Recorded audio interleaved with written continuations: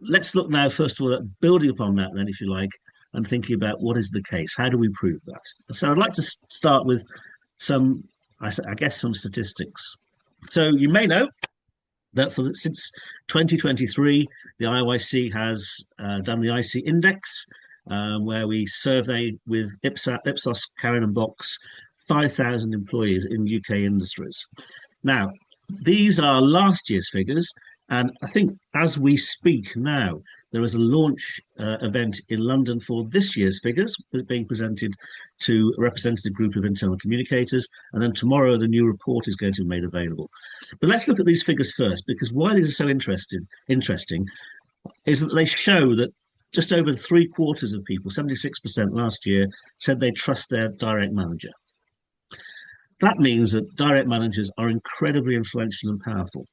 And as I'm sure you know, that means that they can lift a message, they can really transform a communication campaign.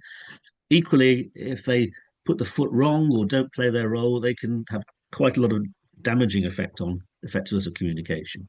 But it also shows there's a big distinction between them and more senior people. And as we've said to some of the people who come through on the course, if you'll forgive my bad language so early on a Tuesday, it tends to be the unwritten rule is that the bastards start two levels up. So for many people, my boss, yep, they're okay, I know them. My boss's boss, they're fine, but it gets a bit murky often, anything anywhere above that. And that's often down to lack of visibility, lack of connection. And as you know, it's very easy to mistrust people you don't know or you don't connect with.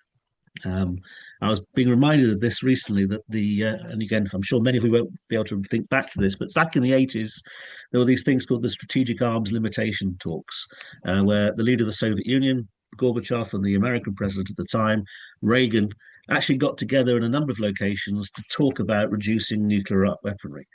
And for what I've read, at least one of the reasons for doing that was that they got to know each other and that sort of demystified each other. I guess, put it bluntly, it was a lot harder to press the button to annihilate someone you've had a cup of tea and a chat with and seen as a human being. But so here, there's a difference, there's a gap between credibility, trust in local managers and senior people. Interestingly, the figures being announced today, just to give you a sneak preview, for these are 70% for direct managers and 50 each for the leadership team and the CEO. So the proportion is about the same. Interestingly, levels of trust overall seem to have gone down in the last year, but there's still a big number of people saying I trust my direct manager. So again, talking to direct managers, talking to frontline supervisors, they have an immense responsibility, if you like, because they are so trusted.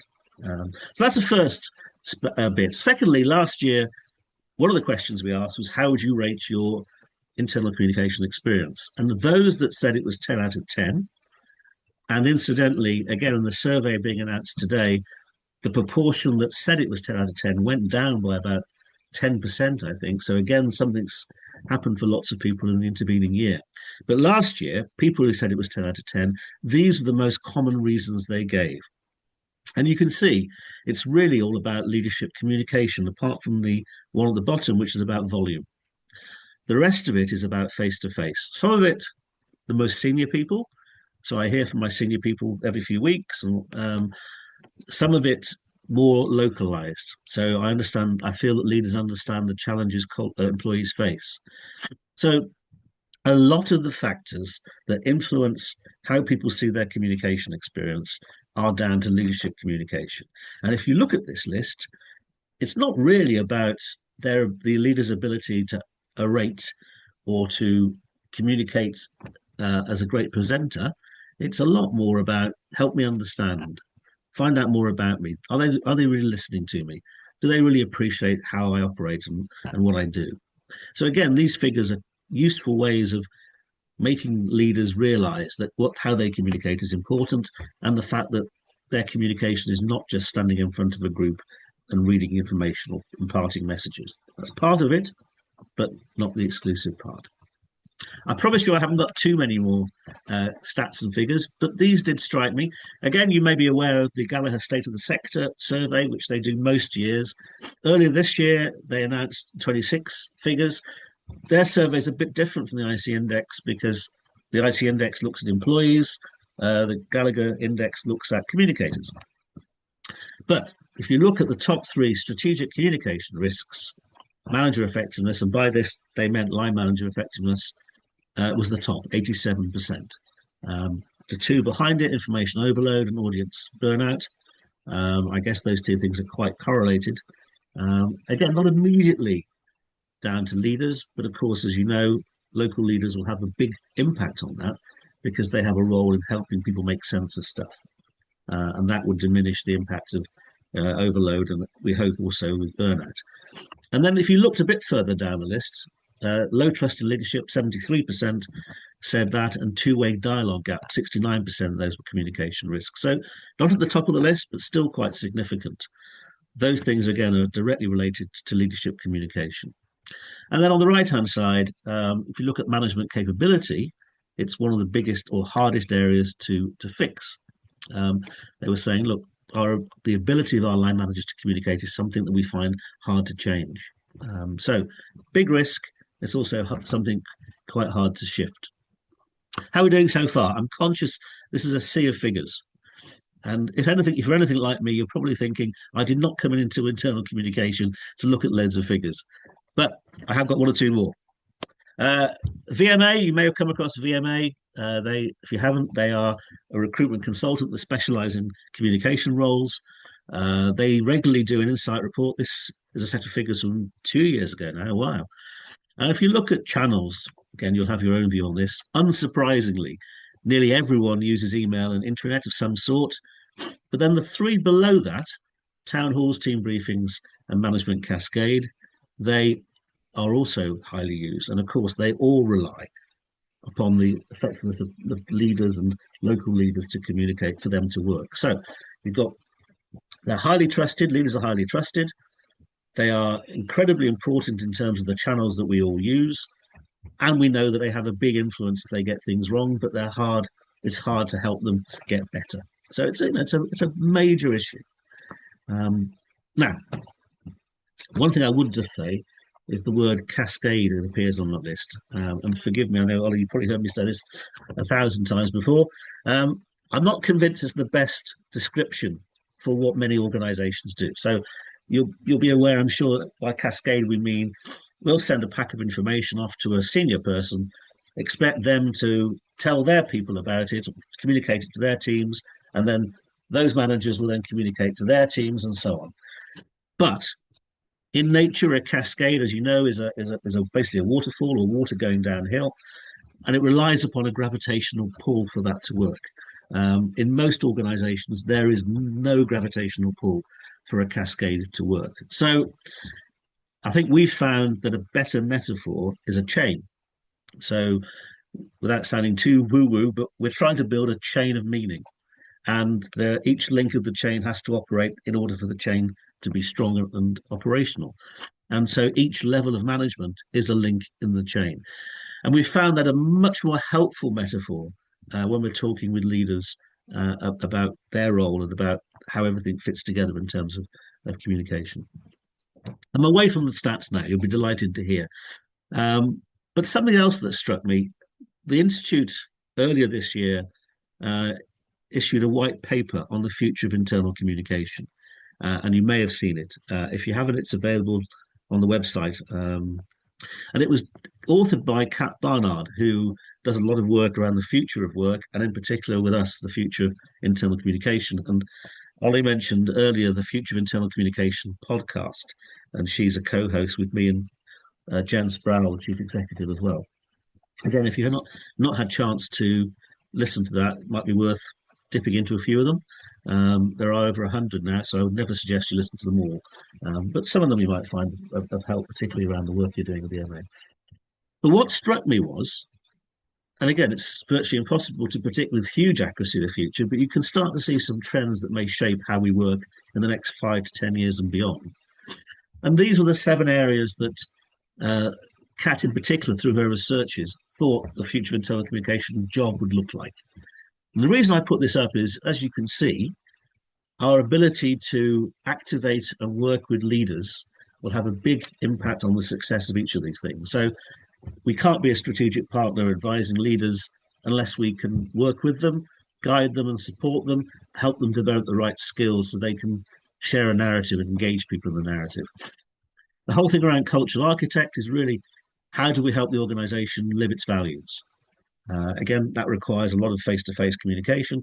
Change navigator, well, we know that what leads people through change is really mostly down to their local managers and their ability to keep people in the loop and listen to what they have to say. Data-driven storytelling, yes, we can tell stories, but we need others to help us get those stories across the organization. Using AI, well, we found that people who are successfully helping organizations use AI are doing it by clarifying how AI should be used, what's available to people, and also starting to break down some of the lack of equity around AI, helping people not be disadvantaged by the fact that they're not familiar with or not confident with AI. The whole thing around trust and connection, well, we'll come on to trust in a bit, but we know that that's largely driven by relationships. And then perhaps the biggest one, I think, is sense making.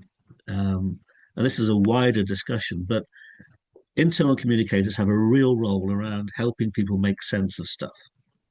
And again, we can only really do that with the support and the help of people managers, because for many people, they are the organization. Particularly, we've been doing some work recently with Arriva Bus and Train, for example, in circumstances like that, where for many of the workforce, they don't have regular desk or regular offices or regular access to screens.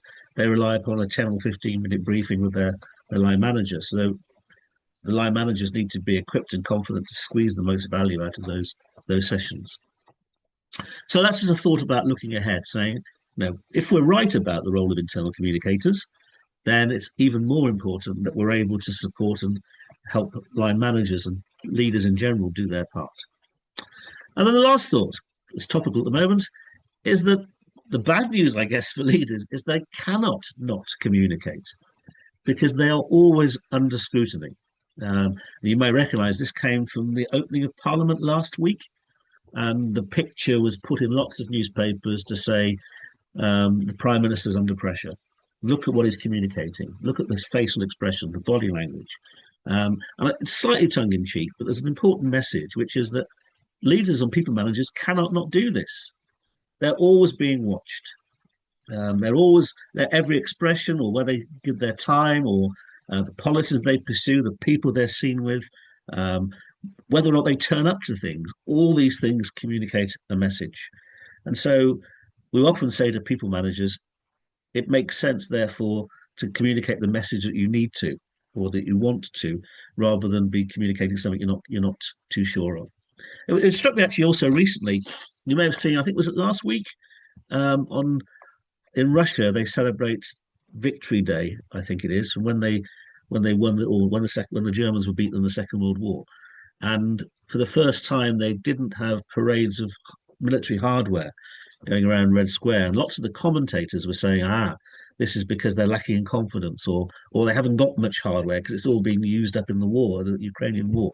And it just reminded me that people read all sorts of things into the way that leaders present themselves.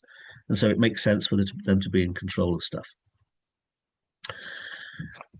You may know this phrase. I found this incredibly helpful.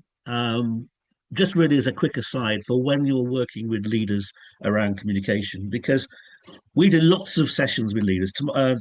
Thursday, my colleague Sue and I are working with a big retailer up not far from Staffordshire, actually, funny enough, in Walsall, to look at how people managers can communicate, doing training.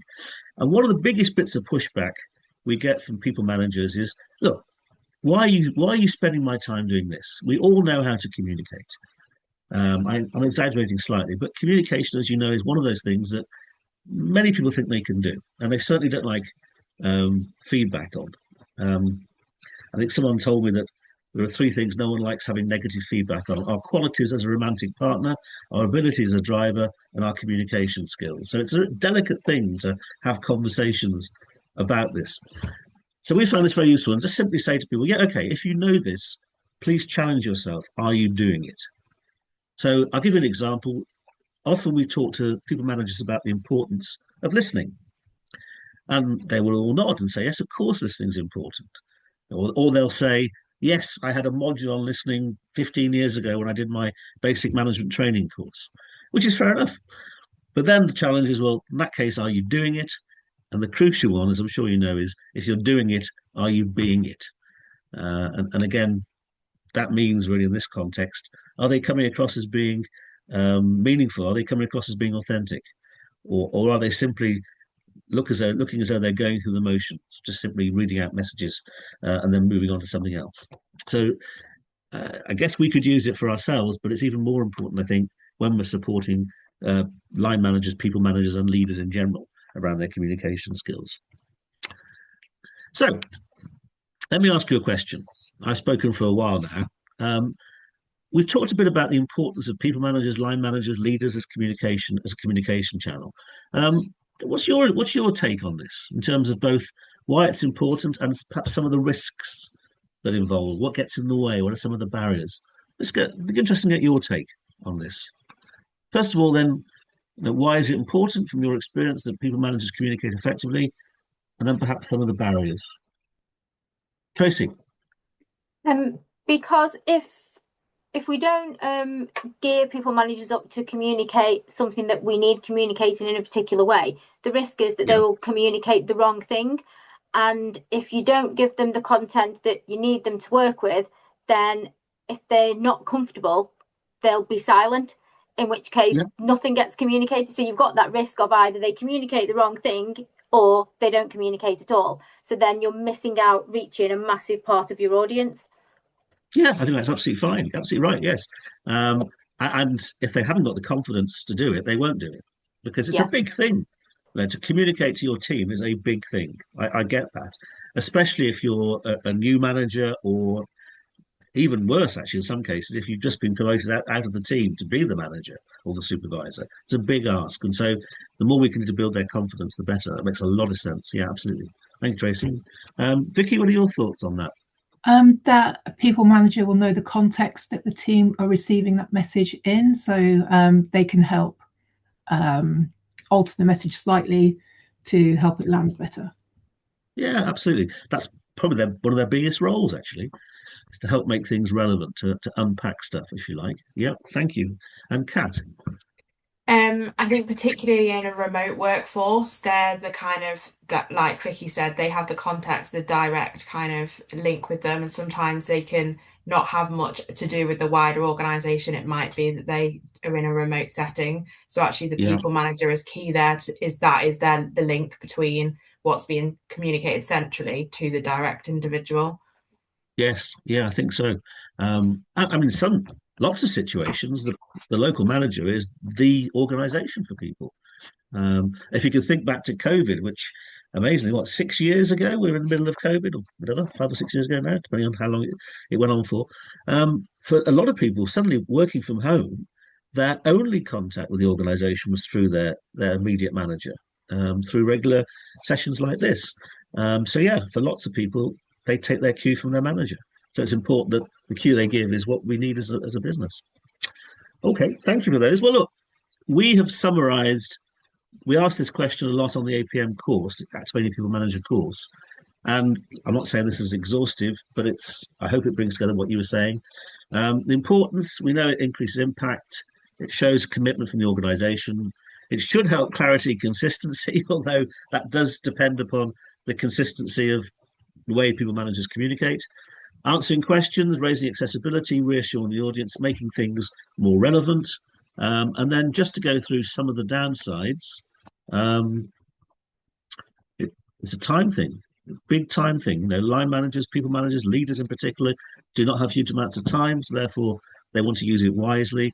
You talked about fear and vulnerability. There's an overexposure issue, particularly with more senior people.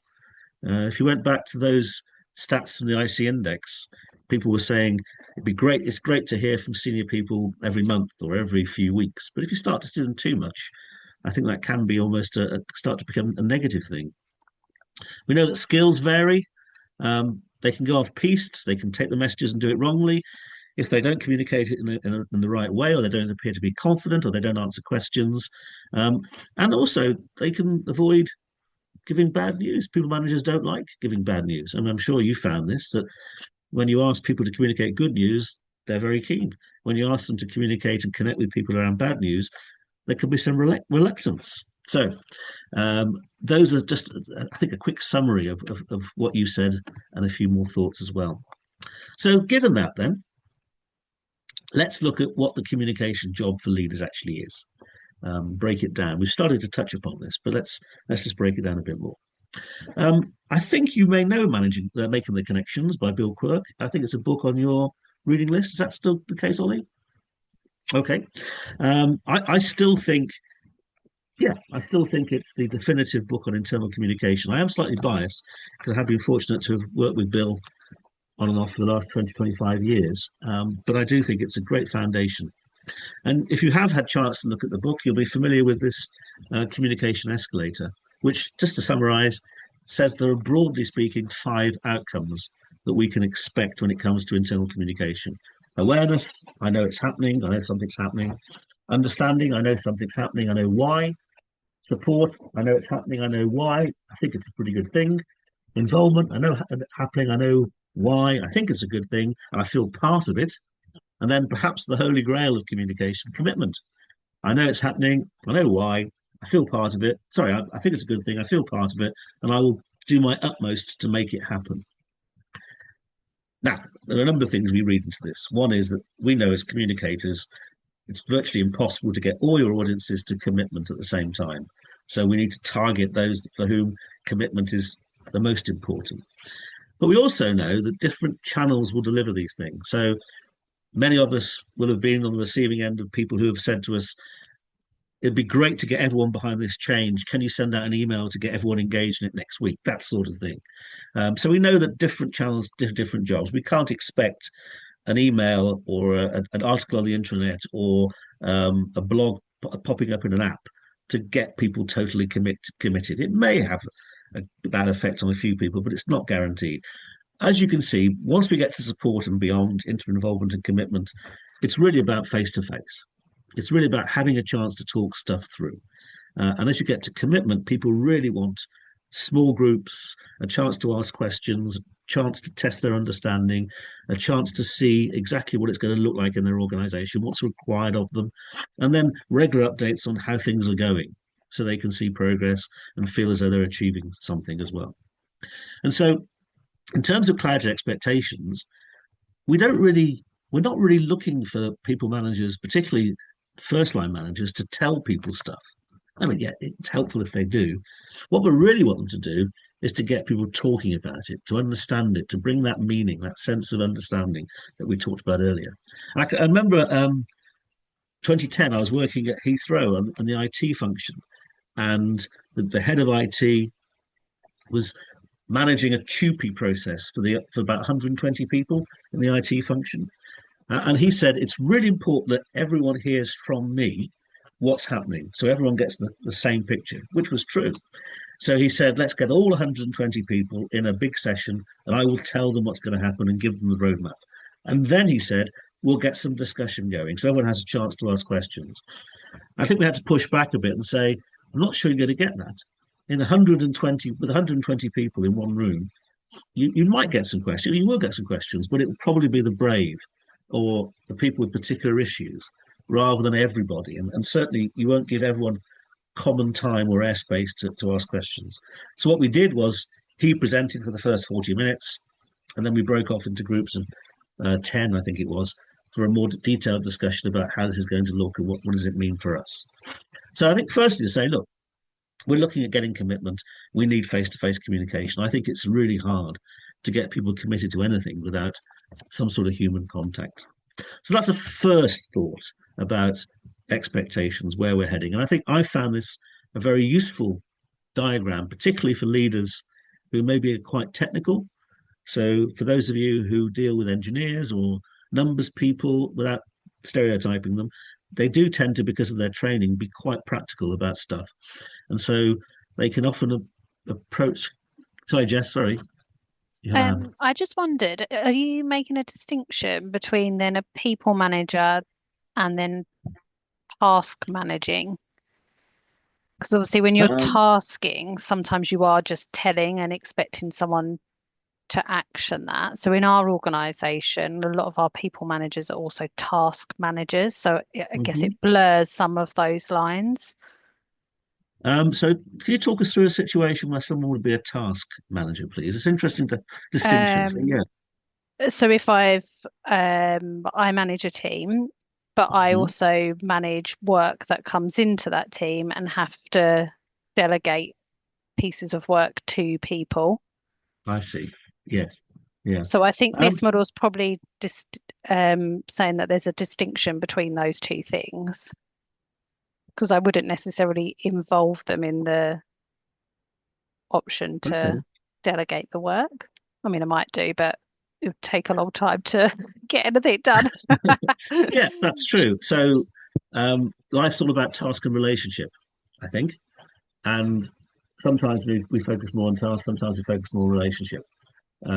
I suspect if you're allocating tasks, you're focusing more on here's what we need to do and here's when it needs to be done by, and being clear on that. Obviously, I know you're not saying otherwise, you still need to involve the relationship. What do you make of this? How's it sounding to you? Whereas if it's more of a change that people need to think about and it's going to affect them personally, you want to shift more to relationship side, I imagine. Yeah. And some of that's determined by the circumstances we're in, the situation we're in. Some of it's determined by our personality, which I'll come on to. So I think that's a good distinction. But overall, I think if you're talking about what's the job for leaders when it comes to communication, because that's operational, I think you're right. There's a distinction between operational and them as a communication channel. Sorry. And I think as a communication channel, overall, you're saying, look, you really add value because you can get people involved, I think. Thank you, Jess. Thank you. So that's looking at outcomes there. Let's build on that, actually, because I found this particular model incredibly helpful in terms of people managers or leaders in general thinking about their roles. So I've seen people position themselves all along this model. Some people would go onto the left there saying, I'm a defender. My people don't need to know this. I want to protect them from all the nastiness that's going on in head office. And in some ways, that can be quite effective in the short term. So many years ago now, I worked for Lloyds Bank as a communication manager, and that's what brought me to Bristol, actually, because their head offices were in Bristol. And we merged with TSB. This shows how long ago this was. And I was part of the team that were putting together communication packages that went out to branch managers so that branch managers could give their teams a roadmap of what was going to happen. And the idea was everyone would have a sort of roadmap in their heads. They could then decide when they had to make decisions. And we, as I'm sure you would do, we went out to watch how people reacted to this and how different managers were communicating. And some of them were brilliant, but some of them would be awful, break our hearts, because they would call people into the banking hall. Is there anyone from the bank? Any banks here at the moment? I don't. No one from Lloyds. But perhaps you'll know if you've had any contact with banks, that certainly years ago, for many people, the manager was the bank. So they took their cue from the manager. And the ones, say, who were defenders would say, oh, look, I'm really sorry to drag you from your desks. I've got another pile of stuff from Planet HQ to go through. Don't ask me too many questions. I'll crack through it as quickly as I can. We can all get back to our desks and get home on time. And you could see people switching off because they took their cue from the manager. And in the short term, very effective. People did go back to the desks, and I'm sure they did get home on time. But what started to happen was 3 or 4 months down the line, maybe less actually, when people were being asked to make decisions, some of them would then come back and say to the managers, we found out later, you let us down here. The way you presented this suggested it wasn't that important, or we didn't need to concern ourselves with it. But actually we do, because we need to make some quite important decisions. And you didn't tell us it was that important. And their credibility, the manager's credibility, went down. Whereas I've also seen people take on the other extreme, the propagandist route, particularly in, again, forgive me if it's in your organisations, but in professional services, where people have worked very hard to be a partner in an accountancy firm or a law firm. And some of them, not all of them, some of them take the view that I'm not going to risk it, I'm not going to damage it. So they won't allow any debate or any dissent. And they push the party line and don't allow any discussion. And what happens there is they get nodded to death in the session. People go, oh yeah, absolutely. And then the real debate happens outside when there's no one there to correct misconceptions or Scotch rumours. So that's not effective either. So in terms of positioning themselves as leaders, we found it much, it's not a nice word, but it's pretty good in the context. Enabler, help people make sense of stuff. And this is especially the case if you're communicating bad news. So I've worked with a United Biscuits quite a lot. They're a very good organization, but they have, like most manufacturers, have had to change things like shift structures or even close down plants. And I've helped them do some of that stuff. And one of the things I found is that supervisors, understandably, don't relish the prospect of telling their teams they're being made redundant or they're going to have to go for overtime or other bad news. However, if you can show them that they actually serve their team best by helping them make sense of it so that they're then able to make informed decisions, they tend to feel much more comfortable. They don't like it, but they tend to feel more comfortable. It's the same, go back to the scenario we talked about earlier, where someone's been promoted out of the team. They often feel as though at some point someone's going to say to me, Ollie, you've changed. You were one of us, now you're one of them. What's happened? They feel very conscious of that. So I think, again, if we can reassure them that all we're asking is, what we're asking is to help people make sense of stuff, then that feels like they're not letting their teams down if they give them bad news. That's bringing back some trauma for me, Dom. Oh, sorry, Ollie. Were you actually in that position? Yeah, I have a couple of times been in that position. I've stayed in organisations a little while and been promoted through a couple of times. And yeah, you end up in that position where you go from being somebody's peer and confidant to being the person who needs to give them the news they don't want to hear. Yes, it's a really difficult thing to manage. I think it's harder to deal with it that way than coming in at the level you continue to operate at. I think that's absolutely right. Yes, definitely.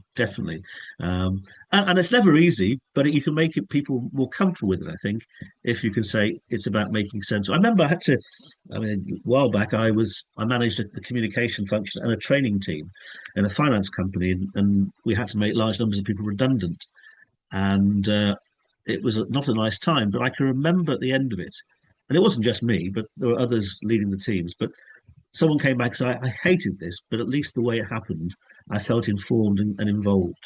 And that was some comfort we could take from it, I think, that we'd help people navigate their way through it. You may be familiar with Roger Dupree, again, another foundation communication book from around the same vintage. If you are, you'll know this model where he basically said there are 6 things that people broadly need. And the stuff on the right-hand side tends to be the more immediate stuff. So what's my job? How am I doing? Does anyone care? In other words, has anybody noticed? Giving people recognition and feedback. And then once those things were in place, then they could start to go to the left-hand side, which is more the context stuff. So therefore, how are we doing as a unit? Where are we heading as an organization? And then what's my role in all this again? Now, different people will have different needs. Some of them would want lots of stuff on the right-hand side before they get into the left-hand side. Some of them will be much more interested in the big picture, perhaps. But I think it's fairly true that for all of us, we need something in each of those 6 segments.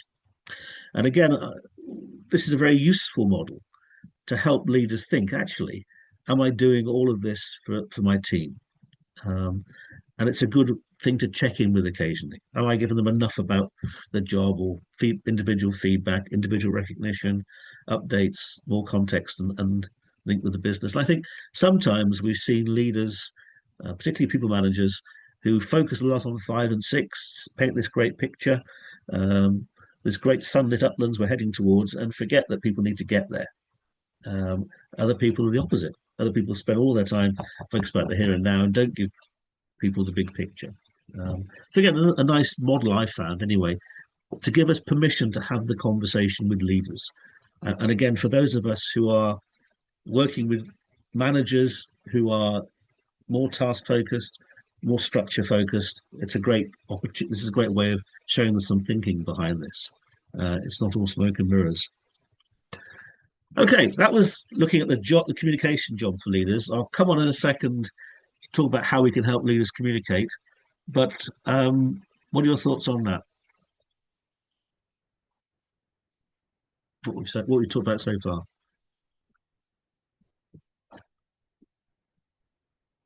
You don't have to have thoughts, honestly, on it if we've covered everything, just in case there's anything that we haven't. Okay.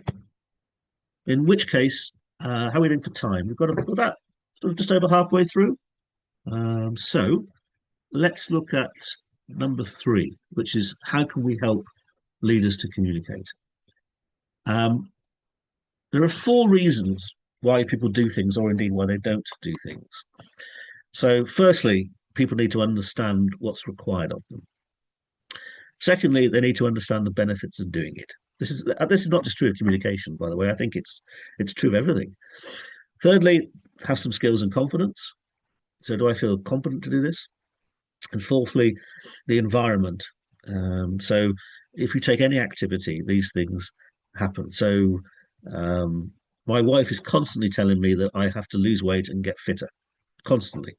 And she's right, of course. So she's very clear on what I need to do, what I need to eat and not eat, and what I should be doing and not doing. Motivation, sort of, as I'm getting older, I'm seeing the benefits of it as Father Time is starting to tap on my shoulder a bit, that, you know, if I want to still be around. Ability, that's where I struggle a little bit, but what can I actually physically do? So I can improve my knowledge of nutrition, and equally I can get out and walk more, or equip myself with the basic knowledge to do some sort of sport, and the environment as well. So am I able to cook? Am I able to go walking? Have I got the facilities to go and do these things in sport? Have I got the time to do it? So sorry, this is personal therapy for me, but I hope it understands that these 4 factors influence everything that we do. And so we can apply them, I think, to communication. So what I'd like to do is go through each of these 4 and see what we can do as communicators to maximize our ability to create this culture of great people manager communication. This used to be called, by the way, or when I talked about this before, creating a culture of effective people manager communication. But I've had my eyes opened by Jen Sproul, the CEO, as part of the rebranding process for IoIC, when she said, no one's ever come away from a meal and said, wow, that was a really effective meal. But they do say, if it was good, that was a really great meal. And so I think she's convinced me we should be talking about great communication, not effective communication. So I'm changing my vocabulary to reflect the new branding. Let's look at clarity of expectation, first of all. I apologize for what is a very busy slide, but it's really just to show you how things fit together rather than the actual content on this occasion. This has been borrowed from a client we worked with a couple of years ago now. And what they did, what their communication team did, was they clearly laid out, and this is not exclusive, you may do something very similar, laid out the channels they were going to use and the role for those channels. And as you can see, well, certainly the first 4 were around face-to-face communication of different types. So they had these half-yearly big picture sessions where the CEO and 1 or 2 of the C-suite got together. They had physical sessions, but also videoed them because they had operations around Europe. And they said, look, here's where we're heading. Remind ourselves of our strategic priorities. Here are the things we're focusing on in the coming 6 months. And here's a summary of how we think we've done in the previous 6 months. So it was there to give people that big picture. Then they had quarterly updates. So the senior managers, there were 80 in this particular context, got together with their divisions and did a similar thing, but in slightly more detail. So every quarter, how have we done the past quarter? What do we need to focus on in the coming quarter? Then there were weekly team check-ins with people managers. Again, this is much more operational. How are we doing? How are we getting on as a team? What are some of the things we should focus on? Some of the things we've watched out for? What's our priority for the coming week? Alongside that, people managers were expected to do catch-up sessions. So informal conversations. Going back to Jessica's point, actually, away from task and much more around people as a team. And then there were 3 channels in this case, which the head of internal communication ran to support that. So there were regular CEO videos, which I guess also were face-to-face after a fashion, and then update emails and intranet. That was it. That's all they did. But the reason I mentioned this was it was clear to everybody where they sat. So for those, and it was an engineering type company, for those engineers who said, I'm not sure what I should be doing, this gave them comfort that there was some thinking behind it. That was allied with this next slide, which looked at roles and said, here's what your role is, and here's how we suggest you do it. We don't want to be too prescriptive, but just to give you a structure that you can follow. And you can see all the different roles which really reflect what we just talked about. But the last two were also important because the communication team were very keen to put across that everyone had a communication responsibility. And you'll be familiar with this, but they actually stipulated what that was. So everyone, you've got to listen to stuff, you've got to go to meetings, you've got to ask questions, you've got to give feedback, you've got to challenge rumor and speculation.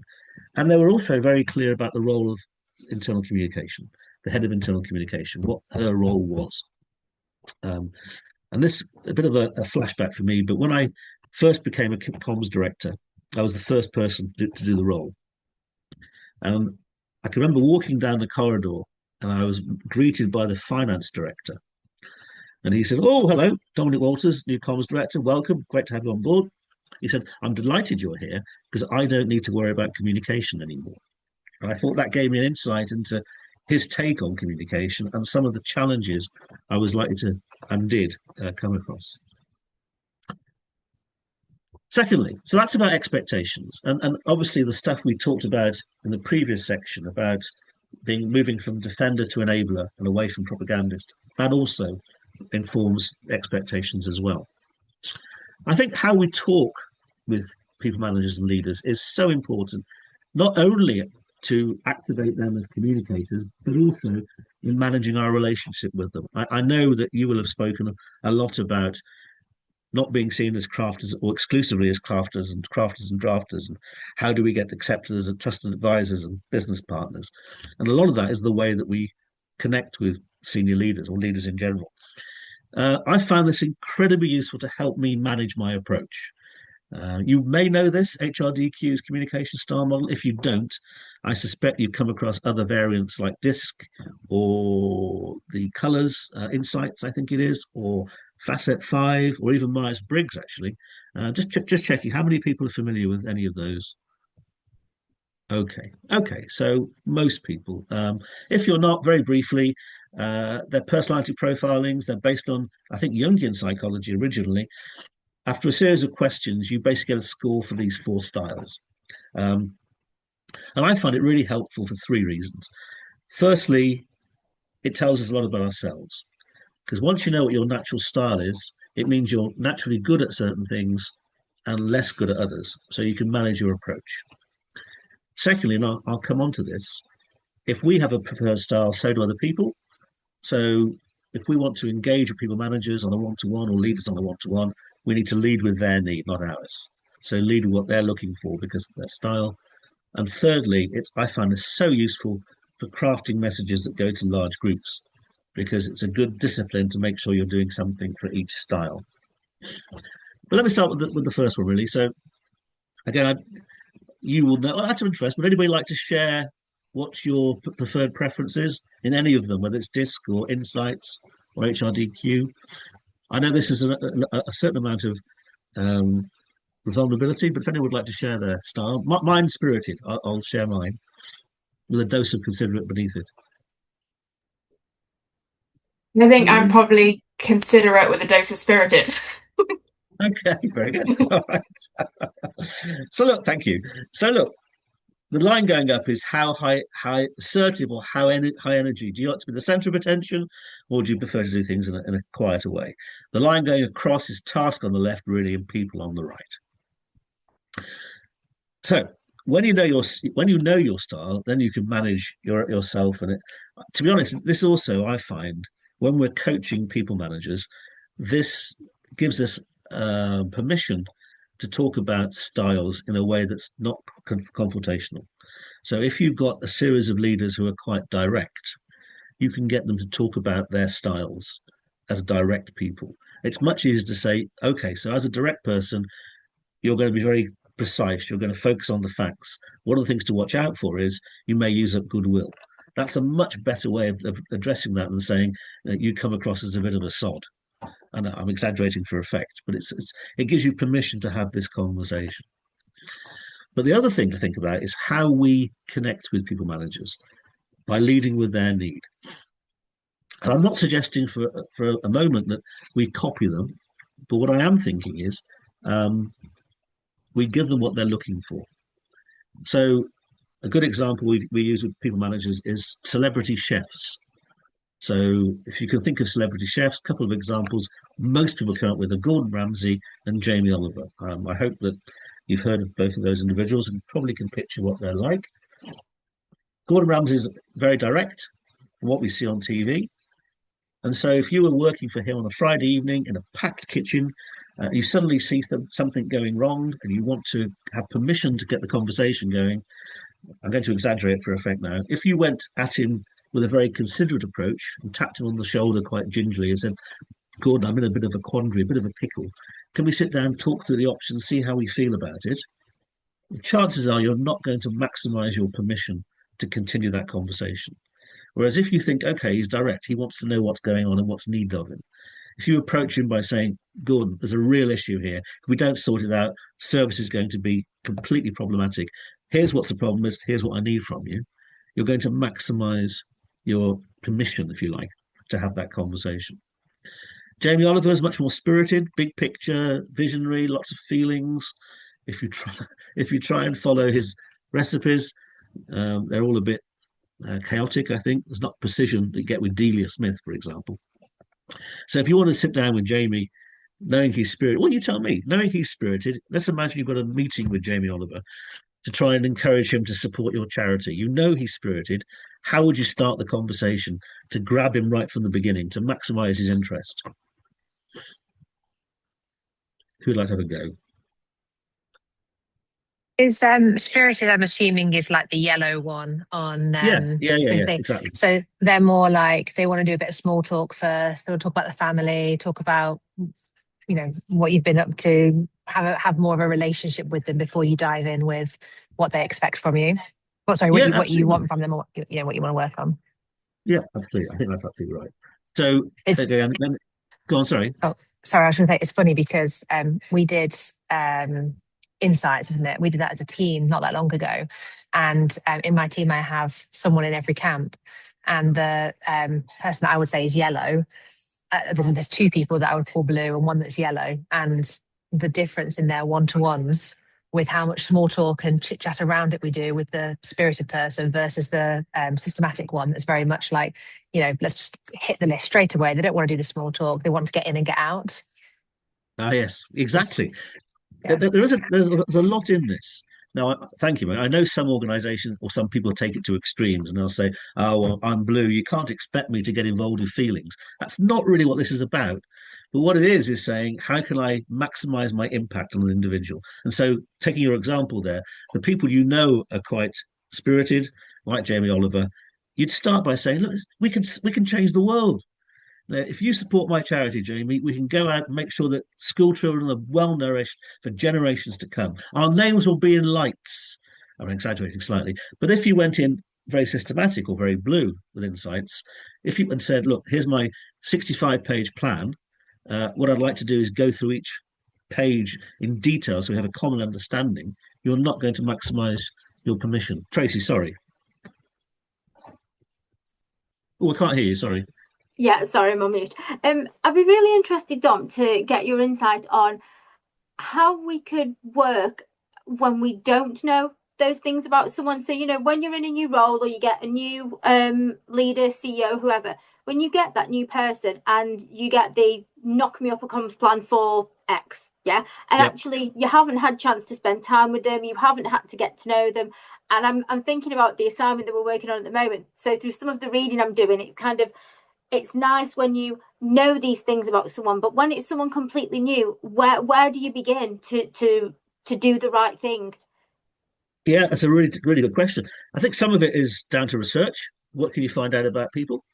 So, not always possible. What do people know about them? What do they like?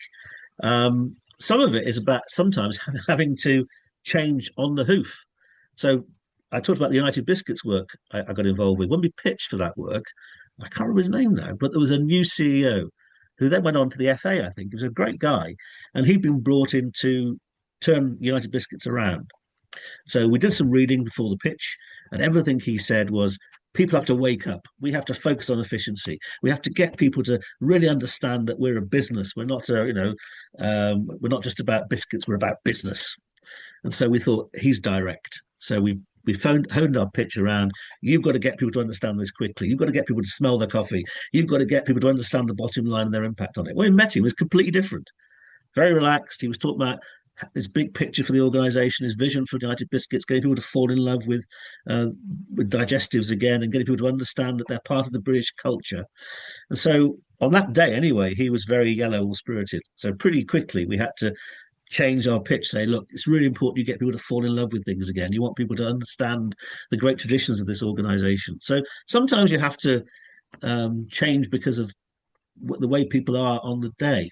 I think that's just task and relationship as well. Years ago, I did some work with the post office, and there it was simply task and relationship. People on the counter, if someone comes to the counter and says, I'm in a real hurry, I've got to get these things sorted out, here's my list of requirements, then you focus on the task. If someone comes to the counter and says, you wouldn't believe the day I had, I couldn't find the cat this morning, and when I got the car wouldn't start, and all that, then you know they're a bit more about relationship, and so you can tailor yourself. So even if you just do task and relationship, I think it gets you closer to connecting with them. But I think it's also a bit of practice, to be honest, Tracy, as well. Yeah, thank you. Okay.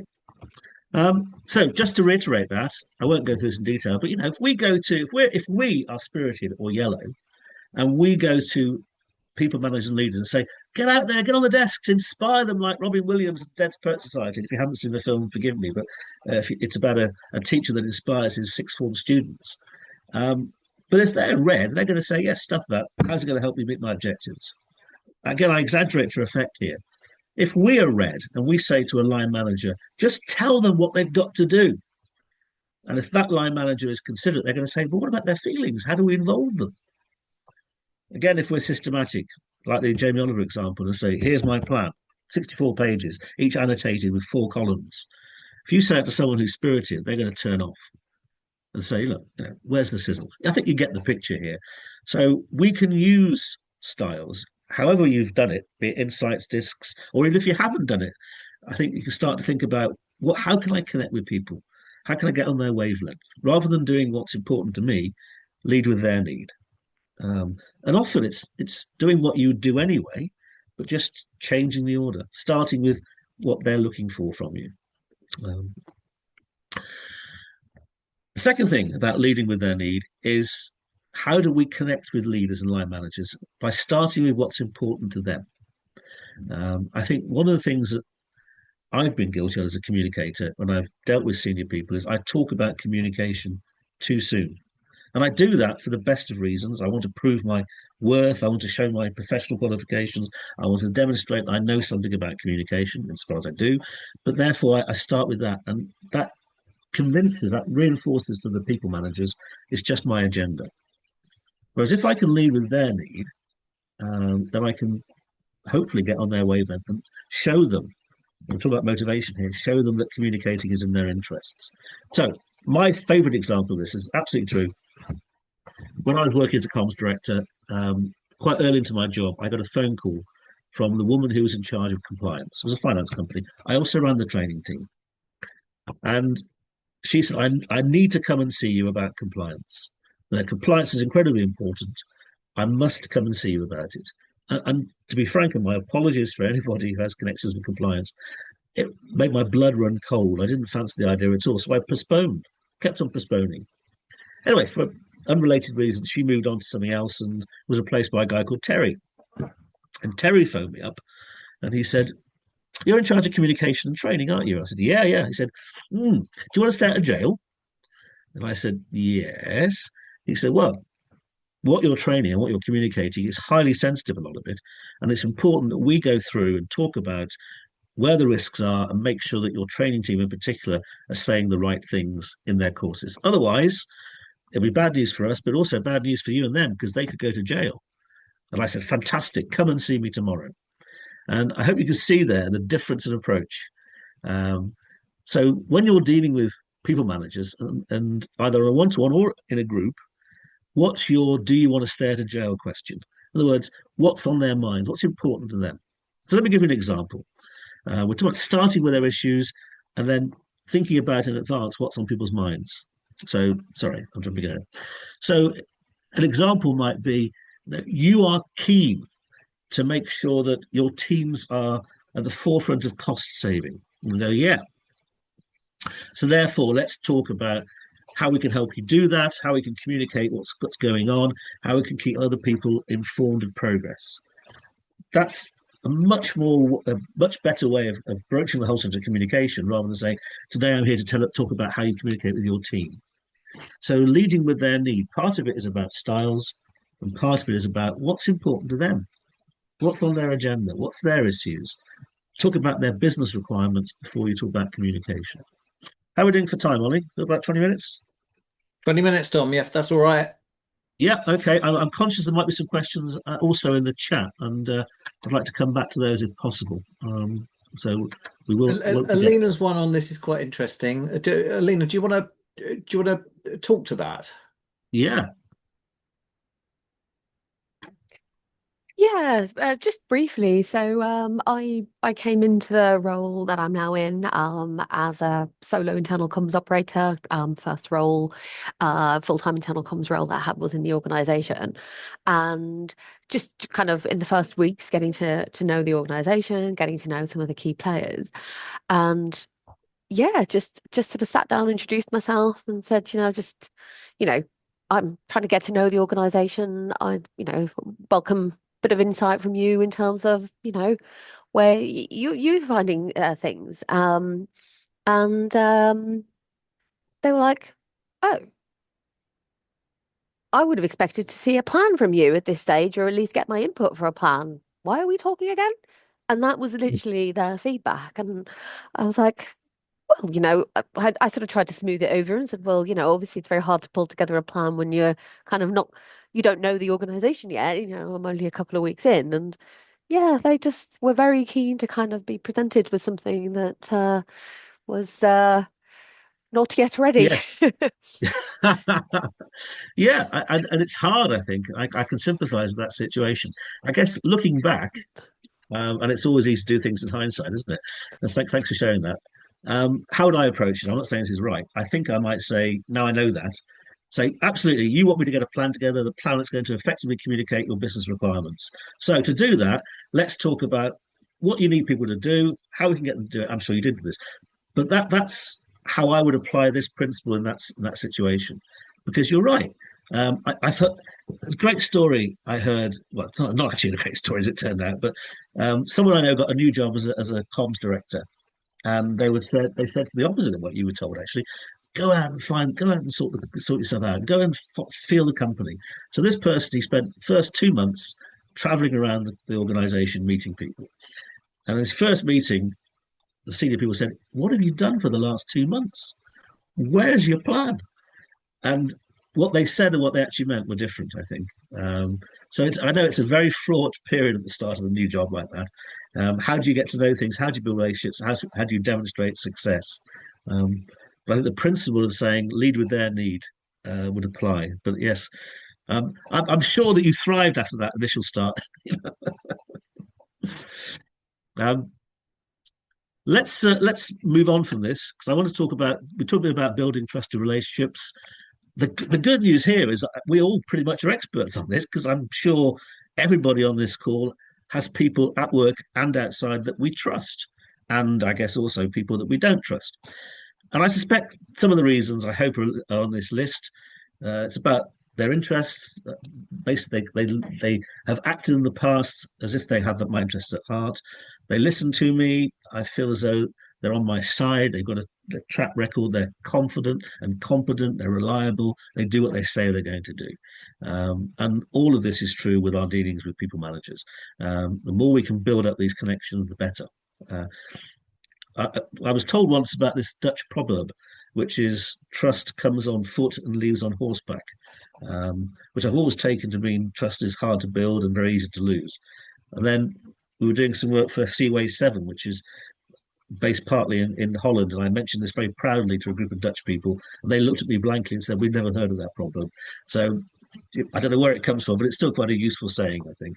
So let's think about how we build trust relationships. I hesitate to talk about measurement. I know, Ollie, that you have lots of other input around measurement, and we could spend a week on it. But the reason I mention it here is if we want line managers, or particularly more senior people, to put time into communication, they have to see the value they're getting back from it. And you will know this far better than me, that we don't demonstrate the value of communication through efficiency and effectiveness. They're nice things to record, but we really need to demonstrate impact on behavior, and crucially, how that behavior is helping organizations achieve what they have to achieve. So if we go back to the fundamentals, that great communication helps organizations perform better. If we go to the point that internal communication is really there to help transfer strategy into action, we need to be clear on the actions that we require and demonstrate that we've had influence on them, which is hard to do, don't get me wrong. But it starts with having the right conversations. It's hard to prove impact on behavior if you haven't defined the behaviors that you want up front. I know you'll be very familiar with this, but I think it's just worth reminding ourselves, largely because, and Ollie will know this as well, but doing judging for awards, one of the things I'm still quite surprised by, to be candid, is the number of entries which either don't mention measurement at all, or when they do, they stop at number 2. So you get lots of stuff about, it was a fantastic video, everyone loved it. It got awards for its technical competence. You wouldn't believe how many people watched it. Or the app is brilliant. We get thousands using it every day. And you think, well, that's great. And you have to do that to have an impact, but that's not the entire picture, as you know.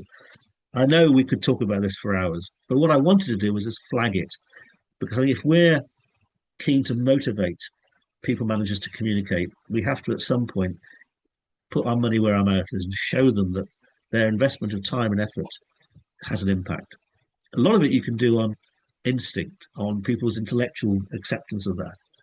But at some point we have to start to show at least that we're trying to measure the impact we're having on behavior. Having thrown that particular grenade in, I'm now going to back away, but I wanted just to flag it. I'm sure you'll be spending more time on measurement if you haven't already. Okay, last few thoughts. Ability is the next one. Now, again, the good news for most leaders is they know pretty much this, because they've been influenced by leaders and they've led themselves. So let me just ask you very briefly, think of a leader that you think is or was a great communicator. Could be someone alive or dead, an historical figure, someone you've worked with, someone from school, a family member, or anybody, actually. These people are just there to get you thinking about it. But just have a think about someone you think is a great communicator and why. What it is they did that made them a great communicator. Even in some cases, if they weren't particularly good leaders, actually, what made them effective or great communicators. I'm going to have to change that effective to great now, aren't I? Just give me an example, please. Who would like to give us an example of someone? Or have you led lives shielded from great communicators? Go on, Tracy. Here we go. Sort of out in the limelight, I think somebody like Barack Obama, who speaks with authenticity, clear voice, explains himself well, holds himself well, demonstrates people skills. So for me, somebody like Barack Obama. Great, I like it. So people skills, very good at telling a story, very good at relating stuff to individuals. I think people say about Obama, a bit like they did about Clinton back in the 90s. You feel as though he's just talking to you. That's great. Yeah, thank you. And it doesn't have to be someone as famous as that. I mean, these 4 people here, just to get us thinking, the person on the right represents a teacher, maybe a colleague. We've got Zelensky in the middle. We've got Sharon White, Dame Sharon White, the former boss of John Lewis. And of course, Zelensky from the Green Party, all of whom have been said to be effective communicators for various different reasons. But if you take all of our own experiences, there are 3 things I think we can boil it down to. The skills we're looking for about clarity. Secondly, and you've mentioned this already, connection. Can I take information and make it come to life for people? And thirdly, I think perhaps even more importantly, is communication, connection. So conversation. How do we get people having conversations about stuff? And if you look at those 3 things, then they give people managers something to focus on. How do I make sure I'm being clear? How do I connect? And how do I have great conversations? And I think it's also true to say that great communicators are not necessarily born, they are made. However, it's fair to acknowledge that some people are born with the approach, the personality, the natural skills that make it easier for them. But everyone can get better by thinking about people they relate to well, like Obama. What do they do? And what can I do to emulate it? So going back to my faltering attempts to get fitter, I've looked at people like Usain Bolt, the world's fastest man. I will never be like him. I know we're very different physiologically, different age, but I know that if I followed some of his practices, I would get better. If I restricted my diet, if I put time aside to practice, if I put time aside to exercise, if I had a regime, then I would get better and fitter. And it's exactly the same with communication. We can't expect everyone to rate like Obama, but if we learn some of the things he did, making things personal, using stories, using simple language, we could get better. So to break these three things down, clarity, we get lots of pushback from senior managers or even people managers, actually, who say, I have to use complex words. If I don't use complex words, my people will think I haven't grasped the true enormity of stuff. And I was talking recently to someone at the IABC, actually, and she was saying, I can't quite believe that a large chunk of my job, coaching managers, is basically helping them put things in simple language. But it is, and you may have experienced this as well. Something happens in many leaders' brains that goes from common language to complex speak. We were doing some work for a bank in their call center, and we said to a group of managers, just tell us one thing that your people could do to really improve customer service. And one of the managers there, she said, get them to answer the phone within 4 rings, 3 if they could. We said, fantastic. Please put that on the flip chart. And she wrote up, because that's true, optimize customer experience telephonically. We thought, that's not what you said. And I'm not mocking her because I've done the same, but we sometimes just need to remind managers that these words give people permission not to listen. There's loads of research that has shown that when people hear complex words or Latin-based words or stuff they don't use in day-to-day speech, they give themselves permission to switch off. They'll say, this is not intended for me. So removing all those things, thinking about the neighbor test. So if you met a new neighbor who's intelligent, but works in a different world from you, how clear would this be to them? And if it wouldn't be that clear, what can you change to make it better? Reading stuff out, even if it's only an email that's not intended to be read out loud. Reading it out loud, again, you'll know this from your communication work, but reading stuff out loud is a great way of smoking out long sentences or long words and so on. So this is not about, and going back to that first point, this is not about dumbing stuff down. Understandably, we get pushback if you're working with a transport company or if you're working with people with lots of frontline staff who aren't in front of a computer. Managers are very concerned about being seen to patronize, which I get. But this is not about that. This is about saying things in the clearest language. Short sentences, short paragraphs, short words. And it's a lifetime's work, because I know as soon as I talk about this, for the remaining 10 minutes, I will no doubt use complex words and you'll say, aha. So it is a lifetime's work of being conscious of this and trying to simplify. And it's hard. It is quite hard to do. I have some personal hatreds of words like optimize and utilize, solutionize. These aren't really words. And crucially, they're not words that we would use at home, I don't think, anyway. So as Ollie heard me say a lot of times, no one's looked down in despair in the morning when they open the fridge and shouted out, who has utilized all the milk? We just don't use these words. So my challenge is, why would we use them at work? And just to back that up, because sometimes people say, yes, but I'm a very accomplished manager. I've worked in this area for a long time. I understand all this stuff. I like to use this quote from Yeats, which is, think like a wise man, but speak in the language of the people. And I use this quote with great confidence until recently on a session, a lady from Dublin phoned me separately after the session and said, you do realize you've spelt Yeats wrong. And I'd spelt it Y-A-T-E-S as opposed to, this is now correct. So there you go. Be careful with what you put in terms of your definitions. Maybe because I live near a place called Yate, maybe that was in my mind. let's just spend a bit about time about connection. And you said this, I think, right at the start of the session. The reason that people managers in particular are so powerful is they can translate messages. And this is really how they do it. It's by giving examples and evidence that people can relate to and being clear on the implications for the team. This is how they can be so powerful. So politicians do this all the time. And we're going through a lot of this at the moment. No politician is going to say something like, I am committed, or we are committed to reducing crime, and leaving it there, because it doesn't mean very much. What they'll try and do is give it heft and weight by saying, we are committed to reducing crime as shown by 20,000 additional, I'm making this up by the way, 20,000 additional police officers in the last 2 years, speedier courts so people come to justice quicker. What does that mean? That means that opportunist crime will reduce. However, we still need to take personal responsibility and be vigilant about our own safety. So this is how people managers can really add value. And I won't do it now, but I found a really good exercise with people managers is to ask them some of the big issues in the news, big topical issues in the news, and then get them to have a go at unpacking that information for their team. So you might say Andy Burnham is standing in Makerfield, isn't it? With a view to challenging for the leadership of the Labour Party. How would you make that relevant to your team? And at first they'll look at you madly, or some of them will, but then they'll say, okay, well, there are some implications there. So what does that mean? That means that he has to think about messaging that's going to relate to a different audience. So what does that mean for us? So I think you can take anything and add value to it.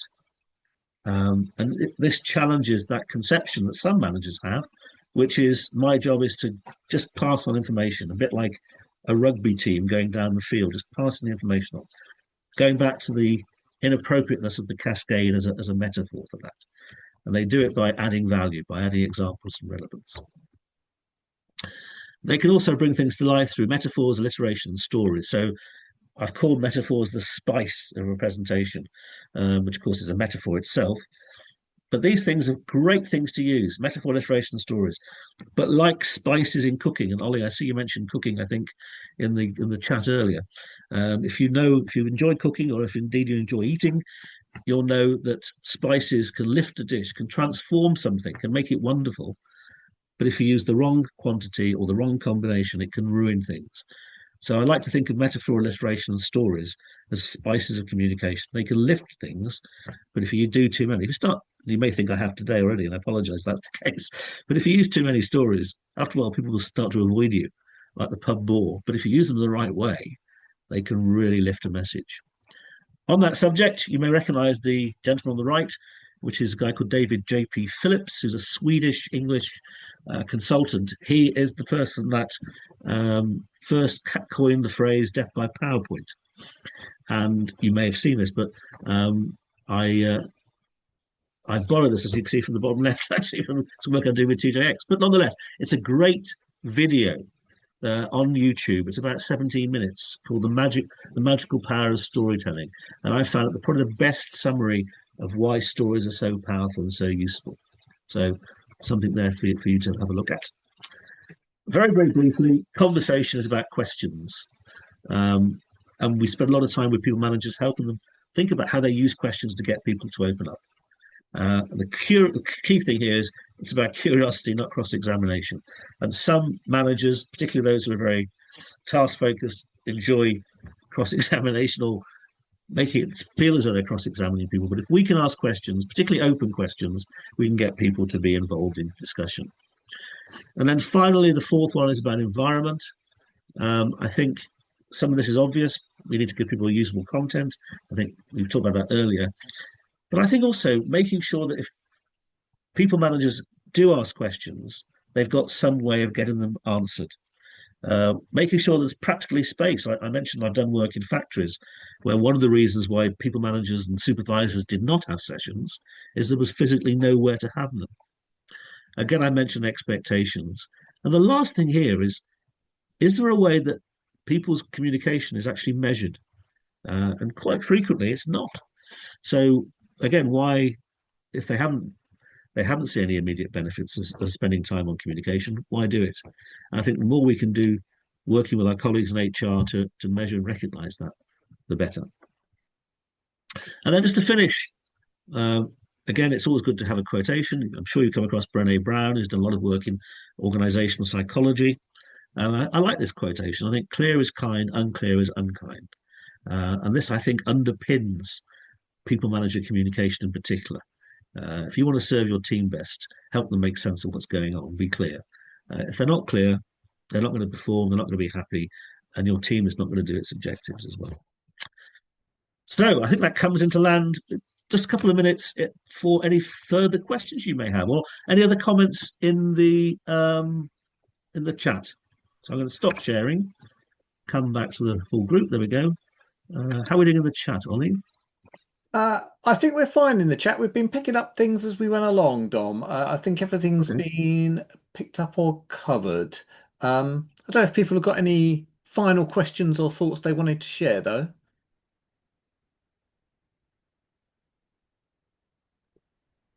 I may have talked. Oh, sorry.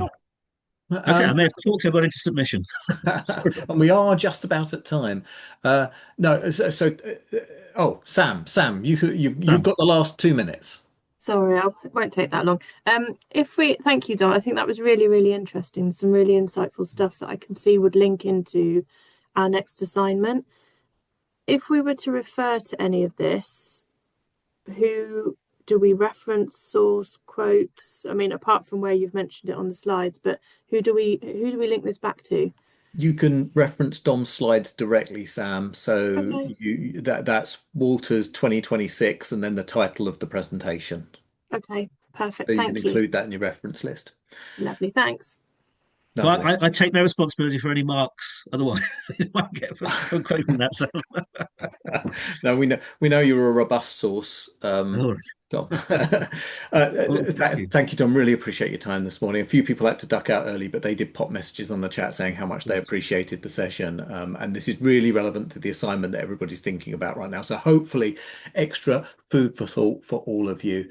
Before I let you go, just a few quick reminders. So we've got Rachel Miller on Thursday at 11 o'clock. So please make sure you join us for that one. And then we've got the session on the History of IC project on Friday morning at 10 o'clock as well. If you can join us for that, that would be fantastic too. Do keep sending in any drafts or outlines for those assignments as well as you come up with them. As we mentioned in the workshop, just giving us a sense of the direction of your thinking early on lets us make sure that you don't waste any of your time. Thanks, everyone. Really appreciate you joining. And thank you especially to Dom. We really do appreciate your time and expertise. Appreciate it. Thanks a lot for your time. Good to meet everybody. Good luck with the assignments. Thank you. Thank you very much.